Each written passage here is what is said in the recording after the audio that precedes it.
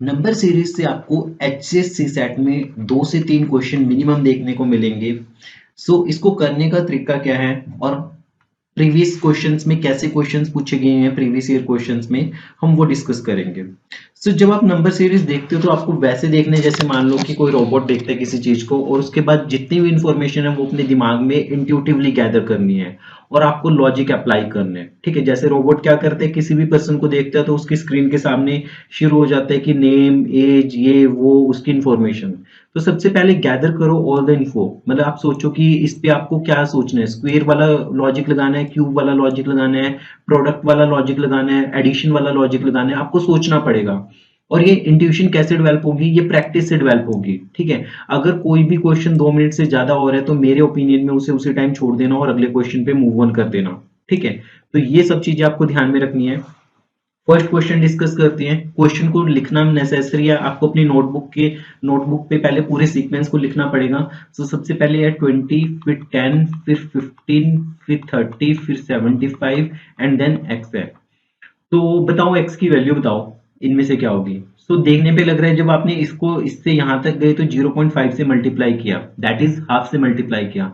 जब यहां से यहां पे जा रहे हो तब आप शायद 1.5 से मल्टीप्लाई कर रहे हो, क्योंकि 10 से 15 बनाने में आपको 1.5 से मल्टीप्लाई करना पड़ेगा। मैंने इनके सोल्यूशन देखे हुए हैं, मैंने पहले सॉल्व कर रखे हैं, इसलिए आपको बहुत इजी लग सकते हैं। पर इन केस अगर आप सॉल्व कर रहे हो फर्स्ट टाइम और आपको लॉजिक नहीं क्लिक कर रहा, then that is very natural. आपको सिर्फ ये सोचना है कि ये लॉजिक, ऐसे लॉजिक्स काम करते हैं, ऐसे लॉजिक्स आपको सोचने आने चाहिए, ये इंट्यूशन डेवलप करने हैं। सोल्यूशन अभी आप देख सकते हो, मतलब डिमोटिवेट नहीं होना अगर आपको ये सोल्यूशन, ये लॉजिक क्लिक नहीं कर रहा। ठीक है, फर्स्ट टाइम में मे बी मुझे भी ना क्लिक किया हो, ये तो क्योंकि मैंने सॉल्व कर रखे हैं इसलिए मैं डायरेक्ट टू द पॉइंट सीधा वही लॉजिक अप्लाई करूंगा।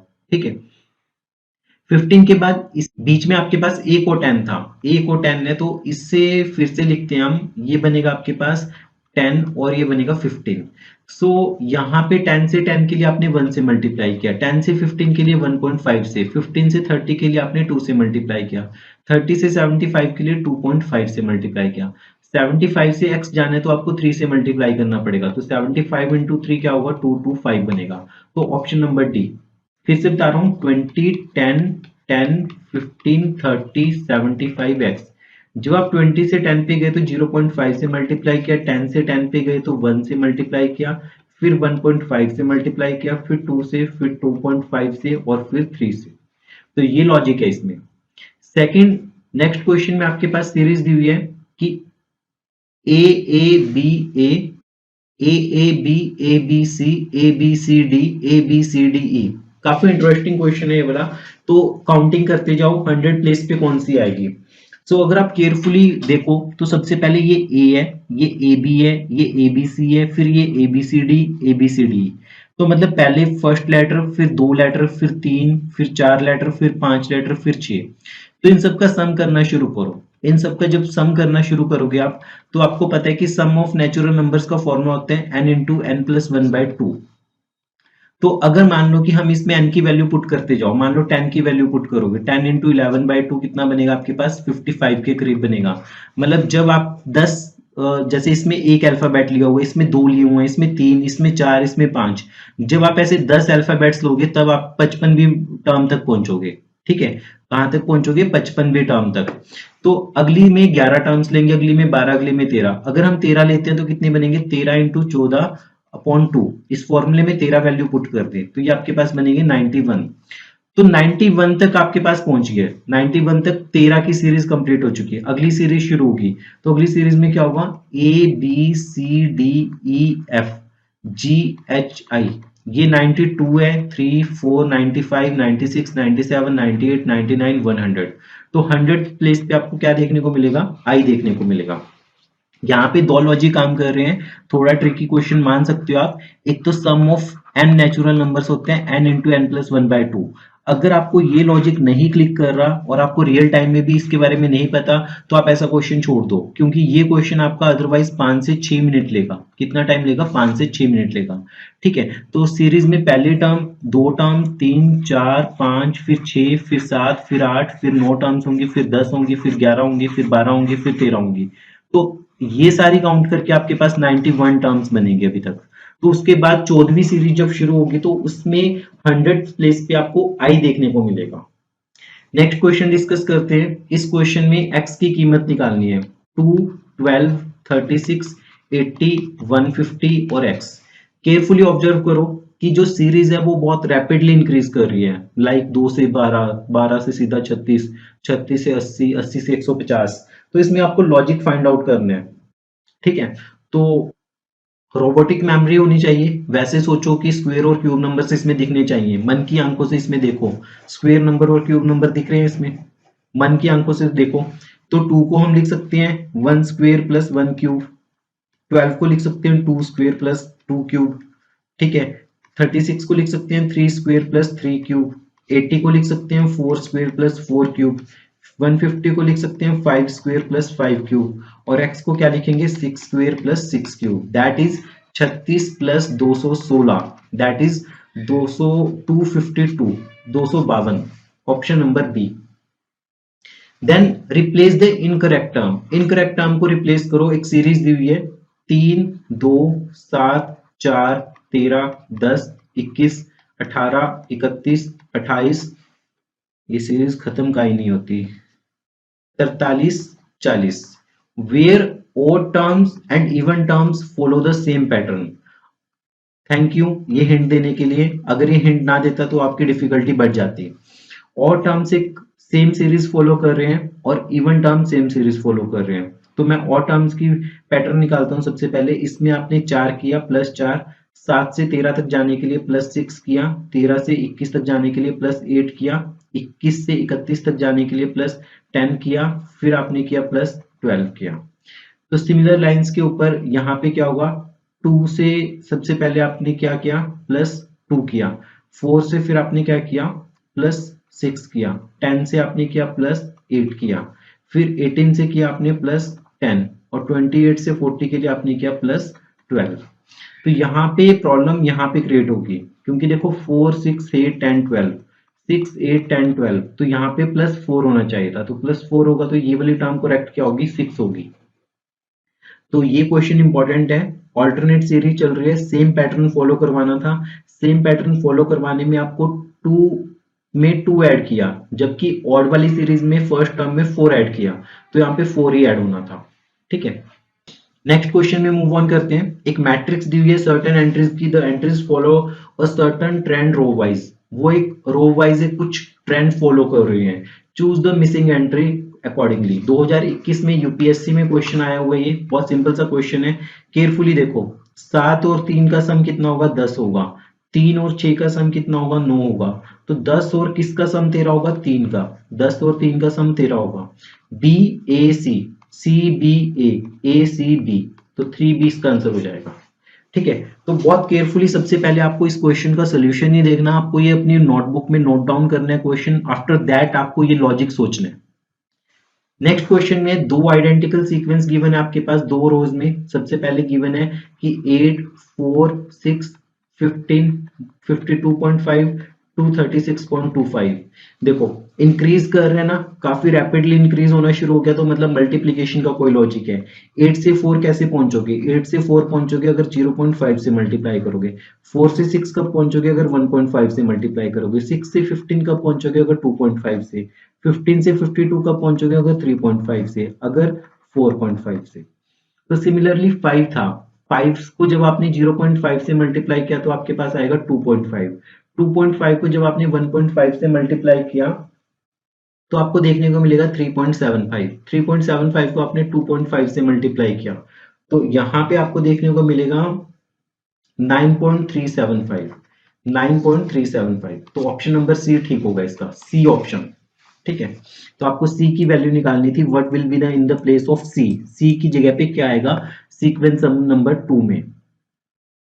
नेक्स्ट क्वेश्चन की अगर बात करें तो यहाँ पे आपको क्या मेंशन है कि एक सीरीज है, सबसे पहले सीरीज लिख लो 2, 7, 22, 67, 202, x और 1822। तो ध्यान से देखो इस सीरीज को, इस सीरीज में कोई लॉजिक लग रहा है क्यूब वाला स्क्वायर वाला, तो इसमें क्या हुआ 2 को 3 से मल्टीप्लाई किया प्लस 1 कर दिया, फिर 7 को 3 से मल्टीप्लाई किया प्लस 1 कर दिया, फिर 3 से मल्टीप्लाई किया +1 कर दिया, फिर 3 से मल्टीप्लाई किया +1 कर दिया। अब 202 को 3 से मल्टीप्लाई करोगे 606 + 1 607 बनेगा। ये क्या बनेगा? 607 बनेगा, 607। इंटरेस्टिंग क्वेश्चन है ये वाला, सीरीज वाला। तो इसमें आपको fill in the six blanks वो करनी है। तो इसके जब भी ऐसे क्वेश्चंस आएंगे तो इसके स्टेप्स क्या होते हैं? इसके स्टेप्स होते हैं, पहले काउंट करो total number of terms, count total number of terms.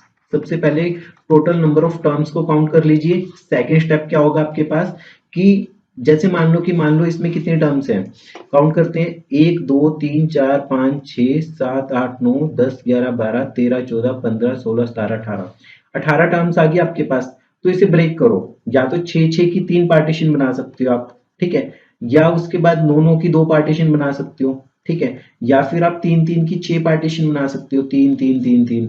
तो ये तीनों सीरीज ना एक फिक्स पैटर्न फॉलो करेंगे, कोई भी इनमें से कोई भी आंसर हो सकते हैं। तो हम पहले 6 6 की बनाते हैं। तो dash B dash A dash B A dash B dash A B dash A B. तो 6 6 की बनाते हैं सबसे पहले हम। 1 2 3 4 5 6, तो ये 6 1 2 3 4 5 6, ये 6 1 2 3 4 5 6। तो यहाँ क्या देखने को मिल रहा है? ए बी है, तो यहाँ पे भी आपके पास क्या होगा? ए ए बी। स्टार्टिंग की पहली दो लेटर्स क्या है? ए बी, तो पहले दो लेटर्स क्या होंगे? A B. अब बीच वाला लेटर, थर्ड लेटर क्या है? बी, तो थर्ड लेटर क्या होगा? बी, और यहाँ पे भी बी। तो आपके पास क्या बना? ए बी ए बी, ये बनेगा आपके पास आंसर। तो option number D, A B. A simple mathematical operation in each number of sequence 14, 18, 20, 24, 30, 32 result in a sequence with respect to prime number। Basically इनके ऊपर ना एक सिंपल मैथमेटिकल ऑपरेशन अप्लाई किया है, ठीक है, जो कि प्राइम नंबर को के विद रिस्पेक्ट टू है कुछ, ठीक है। तो बताओ कि नेक्स्ट नंबर सीक्वेंस में क्या होगा। सबसे पहले आपको पता होना चाहिए कि प्राइम नंबर्स होते क्या हैं। जो नंबर बस खुद से डिवाइड हो या 1 से डिवाइड हो, तो 1 से लेके 100 के बीच में कितने प्राइम नंबर्स है आपको ये पता होना चाहिए। आपको ये पता होना चाहिए कि 1 is not a prime number, 1 कभी भी प्राइम नंबर नहीं होता, ये चीज ध्यान में रखना।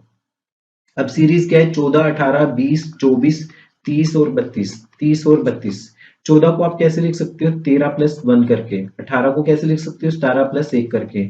20 को कैसे लिख सकते हो? 19 + 1 करके। 24 को कैसे लिख सकते हो? 23 + 1 करके। 29 + 1 करके। 32 को कैसे लिख सकते हो? 31 + 1 करके। तो मन की आंखों से देखो, 13 13 17 19 23 29 31। जो अगला प्राइम नंबर होगा वो क्या होगा? 37 होगा। 37 में जब आप एक ऐड करोगे तो आपके पास आंसर आएगा 38। कितना आंसर आएगा? 38। What is the x in the sequence? X की कीमत निकालो, ठीक है। तो अब इसमें क्या हो रहा है? टर्म्स बहुत स्लोली डिक्रीज कर रही है। अगर आप देखो तो अगर 132 है आपके पास सबसे पहले, फिर 129 है, फिर 124 है, फिर 117 है, फिर 106 है, फिर 93 है, फिर एक्स है।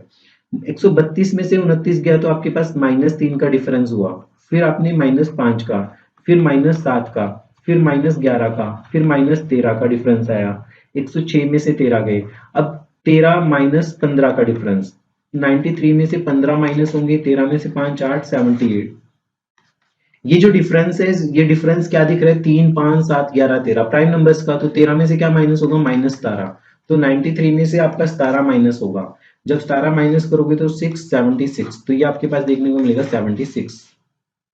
नेक्स्ट क्वेश्चन है आपके पास, इसमें सीरीज दी हुई है 4 196 16 144 36 100 64 और x। सो इसमें आपको क्या देखना है? इसमें दो सीरीज का कॉन्सेप्ट है। सबसे पहले ये दो का स्क्वायर है, ये 2 का स्क्वायर है, ये 4 का स्क्वायर है, ये 6 का स्क्वायर है, और ये 8 का स्क्वायर है, ठीक है। और यहाँ पे क्या आ रहा है आपके पास? ये 14 का स्क्वायर है, ये 12 का स्क्वायर है, ये 10 का स्क्वायर है। तो ये किसका स्क्वायर होगा? ये 8 का स्क्वायर होगा। तो 64 इसका आंसर होगा। तो स्क्वायर की सीरीज थी, दो सीरीज चल रही थी, 4 के बाद 16, 16 के बाद 36 के बाद 64। और दूसरी सीरीज है 196 144 100 और x। तो ये थे सारे क्वेश्चन आपके पास, 10 क्वेश्चन थे। ये 10 के 10 क्वेश्चन आपके पास यूपीएससी में प्रीवियस ईयर क्वेश्चन थे, सारे के सारे। और ये उतने ही इक्वली इंपॉर्टेंट है HCS CSAT एग्जाम के लिए भी। सो करते रहिए प्रैक्टिस। अगर आपको कोई डाउट आता है या किसी स्पेसिफिक क्वेश्चन में डाउट आता है तो आप मैसेज कर सकते हो, आप पूछ सकते हो कमेंट बॉक्स में।